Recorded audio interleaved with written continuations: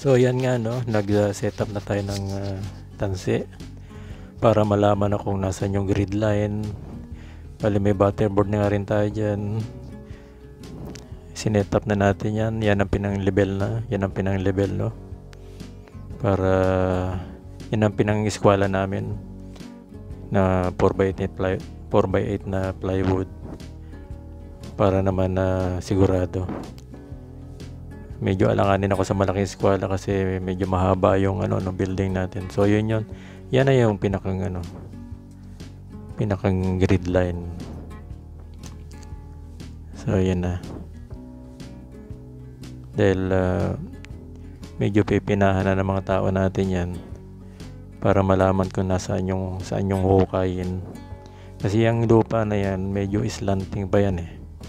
So, kailangan abutin muna namin yung pinaka-base ng finish floor level para yan.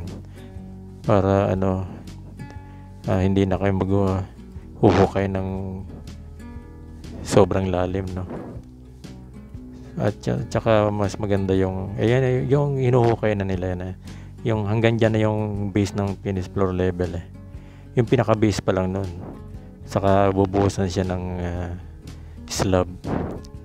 So ganyan pa lang kasi yan ang bali ang pinang elevation nga pala natin dito ay dumpy level no.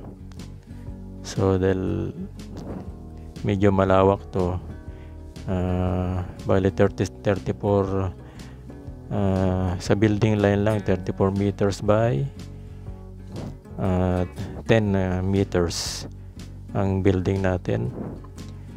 So kung kasama ang walkway by magiging 36 meters by 11.35 meters. So yan na nga yun no. Nilagyan na natin ng butterboard na squareness. Kuha na natin yung squareness niyan no. So pati diagonal niyan okay na. Diagonal dimension. So yan na yung walkway natin line. Walkway, tapos ito na yung building line talaga. Yan. Bale, dyan mag-uumpisa ng hukay, papunta ron. Tapos yung isang building line andun sa may likod niya, yun, papunta ron na. So yan, medyo nag-i-struggle yung mga tao natin dahil tatapos nga lang ng ulan, medyo malagkit-lagkit yung maputik-putik. So pabugso-bugsong ulan, hihinto, impisa. Tapos pag umulan, hihinto. Gano'n lang naman yan. So yan na yung natin, building line. Pupunta ron. So para malaman kung mamarking kasi namin yan. Para sa hukaying foundation. So yan ang walkway line. Ayan, tapos yung nasa gilid na yon, patwalk yan. Yan magiging patwalk sa labas ng building. And bale ito, yung base na kasi yung gabion ang ginawa natin, 'di ba? Tapos sa nauna kong vlog, yan na yung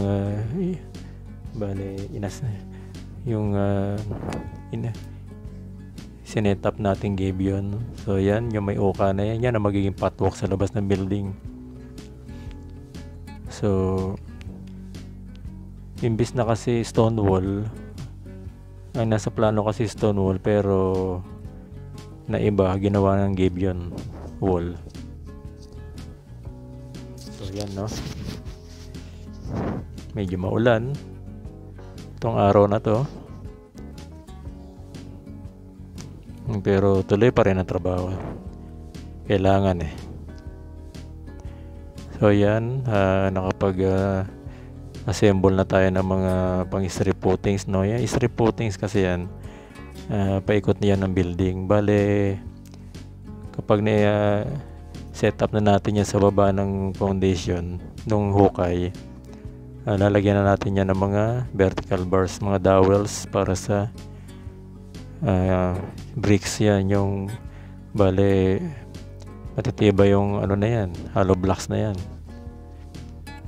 Yan talagang kahit hamasuhin mo, kahit martilyohin mo yan, mahirap mabasag. So ayan Dyan bali itatayo yung ano. Yan. Dyan sa area na yan. Dyan itatayo yung project natin. So, dalawa kami Pilipino, no? Humahawak dito. Ayan. At yung mga tao namin yan, mga local yan.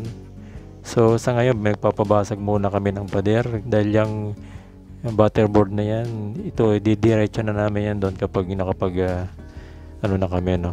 Pag wala nang papasok na equipment. Kasi yung equipment, yung backhoe maghuhukay pa yun dyan ng foundation. Dyan. Kapag na-markingan na. So, yung mga lupang yan, ilalabas yan ng bulldozer, ng susuruin. So, yan na nga, nagmamarking na tayo, no? Yan. Nagmamano-mano muna dahil lang ang backhoe namin na inargila medyo sira nasira. So, inaayos pa. Ang kaganda lang yung operator nun ay mekaniko rin. So, ngayon may upapaumpisa muna. Ganon. Actually, dun sa kung yun dun sa dulong yun, no? Medyo na yan dyan, medyo na na siya. Yan, medyo natabas na. Makakadiretso na yung namin. Yung butterboard. So, yan, medyo naumpisa na yan. Yung sinasabi ko kanina, naumpisa na yan ng backhoe. Kaso nga nasira. Nasira yung backhoe. So, kaysa maghintay kami, di nagpamano-mano muna. So, yan na nga. Yung hindi na lang nakunan yung yung pagkakahukay nun. Hindi lang nakunan ng video kasi nagmano-mano na nga lang, no. So, ito. Ngayon, yung backhoe namin medyo okay na daw. Yan, nagpa-marking na tayo, no. Ayan, yung string line na yan na nasa taas, yan na yung pinaka-grid line ng building. Tapos, hinulugan lang natin para mahati natin at para mamarkingan. Bali, 600 nga palang lapad ng strip footings. Yan. So, ayan na. Yan, malambot lang naman yan, kaya nadali nila sa mano-mano yan. Pero yung iba, may nadadaan ng bato, kaya gina-jackhammer na lang. So, yan ay pinaka-grid line, no. Yan. Yan ay pinaka-gilid din, isang gilid ng building. So, yung mga tao natin, mga masisipag din. Ayan, yun. Katulad yan, binabasag nila yung mga bato na yan. Chinichipping na yung gilid para makuha yung dimension ng strip footings natin. Kasi dito, hindi na namin siya pupormahan. Dahil parang i-eksakto na lang namin siya ng 600 or baka magi 700. At least kasi sa strip footings naman, pwede naman magpasobra. So, ayan tinatamper natin doon sa medyo malambot. Diyan sa medyo mabato, medyo pinapadaan na lang natin, no. So, ito nga pala, hindi ko lang nakuha ng video, no. Continuation na to kasi ito So, ito ay nahukay na to ng backhoe natin. Nahukay na yan. Yan, medyo makulimlim. Kaya may bubong yung ibang manggagawa natin niya kasi nababasa nga yung cord natin, no. Tapos pati yung jackhammer sinisilong. Yun. Kaya kailangan din. So, bale, yan ang update ko sa project, no. Bale, sa mga susunod kong video, mag-update ulit ako ng development na project natin, no, dito. So, yan nga. Ayun ang ating jackhammer. Na yan. Diyan sa kantuhan na yan, hindi nga ng backhoe, saka minano-mano na lang nila. Yan na, okay na. Bali yung isang gilid na lang ang kulang. Tapos mahuhulugan na namin yan. Pero maglalagay muna ng biskin, yung black plastic para dyan sa base. Required talaga yan para hindi naman pag nagbuhos hindi naman agad sinisip-sip ng lupa, tsaka hindi sila pwede mag-contact, no, yung mortar tsaka yung lupa. Kailangan talaga may yan ang nasa standard dito kasi ang Australian standard. So sa mga susunod kong video, i-update ko ulit kayo, no. So don't forget to subscribe, like and share, no, sa Pinoy DIY TV. So tatapusin na natin video na to, no. So thanks for watching. Salamat sa mga nanonood. Hanggang sa susunod, i-update ko kayo.